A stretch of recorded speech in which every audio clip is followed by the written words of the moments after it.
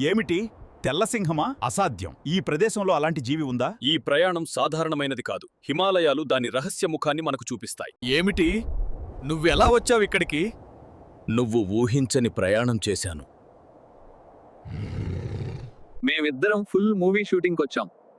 ఇతను యాక్టింగ్ చేస్తున్నాడు, ఎస్ఎస్ఎంబి కూడా యాక్టింగ్ చేస్తున్నాడు. మాకు తెలుసు. అవును. కరెక్ట్. నా ఎక్సైటెడ్ కాపయ్యా.